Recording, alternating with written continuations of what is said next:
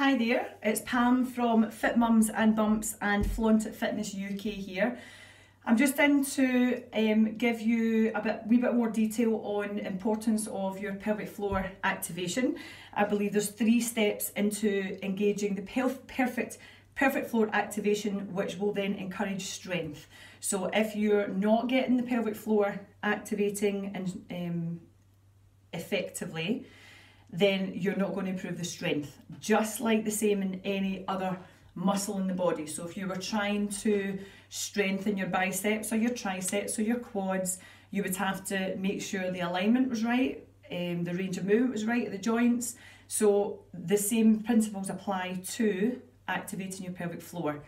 Step number 1 with your pelvic floor would be to do with your posture. Now, I'm currently 24 weeks pregnant, so I come into this what we call kind of anterior tilted pelvis, where my hip bones here start to tip forwards and my tailbone kind of lifts up at the back. So this isn't your optimal position for pelvic floor because you've not got your pelvis in the right position. So when I'm talking about this and I'm showing you, you may think, oh well, she's anterior tilted when she's talking about doing that, but that's because I'm naturally anterior tilted just because I'm pregnant.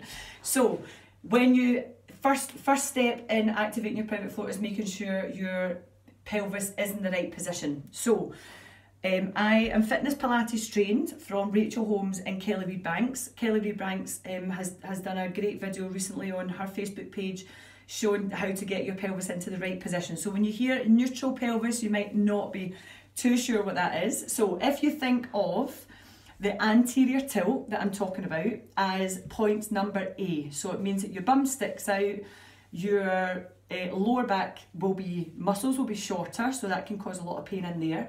So if you think of that as point A, the opposite end of the scale would be point C, where you would be here. So you've got no glute muscles, your back's getting flatter, these muscles here are all stretched and stuff as well, and you're kind of curved at your upper back. If you think of a point in between there as point B, that is your optimal position for pelvic floor activation. That's what we would refer to as your neutral spine. That's what you hear when you're in fitness classes, maybe in Pilates. If you're ever unsure of any terms that the instructor's using, just always ask, because assuming that you know will lead you, and if you don't know, it will lead you to doing the wrong exercises. So make sure that you always ask. So finding that position somewhere in between. Another way you can do it is make a diamond shape and pop it underneath your belly button. And if you think about the diamond, when you're in that anterior tilt, the diamond will point backwards. When you're here, it will point forwards. You just want it to be pointing straight down towards the floor. So that's where you tilt to find that position. Hopefully that makes sense. When you get that proper position of the pelvis, the upper back generally can kind of fall into place. You might need just a wee bit more retraction in the shoulders to help encourage opening out through the chest and activation through here.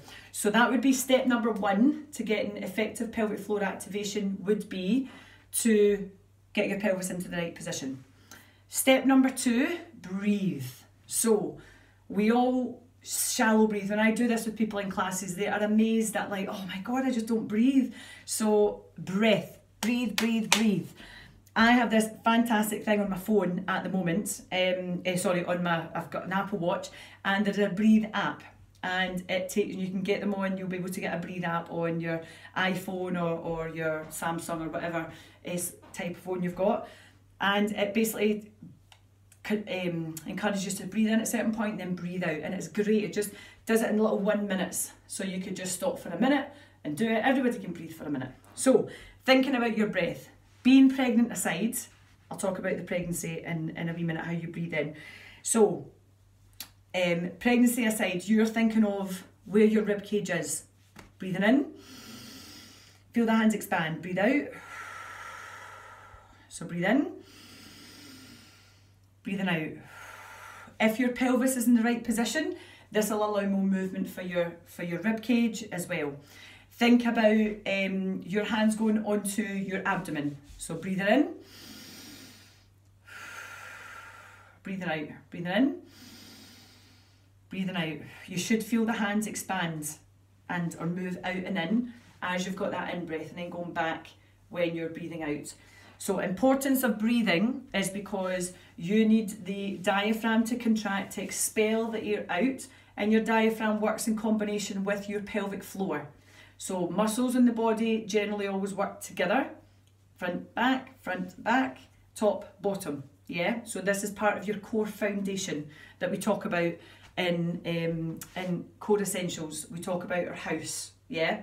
The roof, the foundation, the walls, all of that comes in together.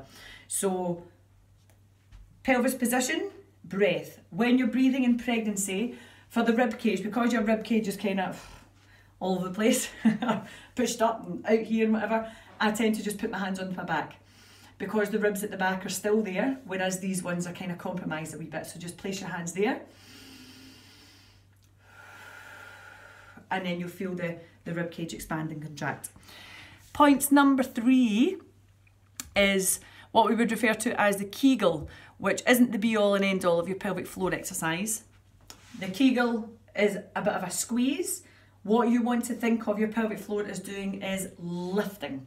So rather than getting the stress ball squeezing your vagina at traffic lights, think about pulling your pubic bone here, your coccyx there. Try and think about pulling them together and then drawing the pelvic floor upwards. So you should feel like here, imagine like a zip up here, yeah?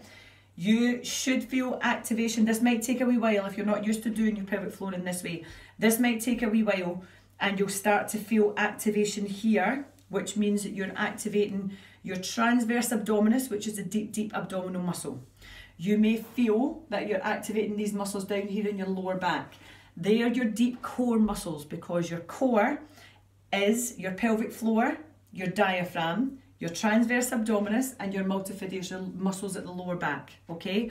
So these all work together. It's not the six-pack muscles, these are superficial, these are transverse abdominis, the oblique muscles. It's not those. When you think about core exercise, if you are concentrating on these muscles all the time, especially in pregnancy or in the postnatal period, your deep core is going to suffer, so you're still going to have the back weakness, you may still have pelvic floor issues, you may still have diastasis where you've got the abdominal separating. So making sure that your deep core is working throughout pregnancy, fit for delivery girls know this, making sure your core, your deep core and your breath and your pelvic floor and your diaphragm is all engaging and working together through pregnancy means that after pregnancy you'll regain that strength much quicker, which is much more important than the transverse, than the rectus abdominis and the obliques, the six-pack ones. The other ones, the deep, deep ones, are what's going to help prevent that mummy tummy. Some people come to me and say, I had kids 7, 8, 9, 10, 20 years ago, and I've never had this. And the chances are, if I ask them to breathe and do their pelvic floor, they can't do their pelvic floor for any length of time, and they can't get this activation here. It takes practice to do. So take a step back from all the core exercises that you are doing. Focus on these deep core exercises because these are the ones that you really need to get into place first before you then move on, okay? So 3 steps to your pelvic floor, effective pelvic floor activation and strengthening. Number 1, the position of your pelvis, yeah? Here, find somewhere in between. Point number 2 is breath. So you need to breathe at the same time. You need to get the diaphragm in the right position to expel air from the abdominal cavity so that you can then lift the pelvic floor as well.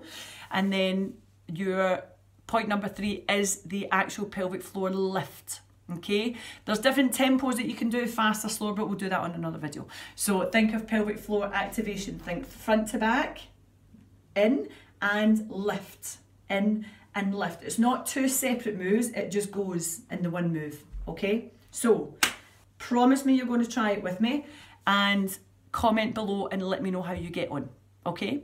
Thank you very much and I will speak to you soon. You can contact me through the website www.flauntitfitnessuk.com. You can contact me on Facebook under Fit Mums and Bumps for all the pregnancy and postnatal, or you can contact me at Flaunt It Fitness UK, which is for all general fitness.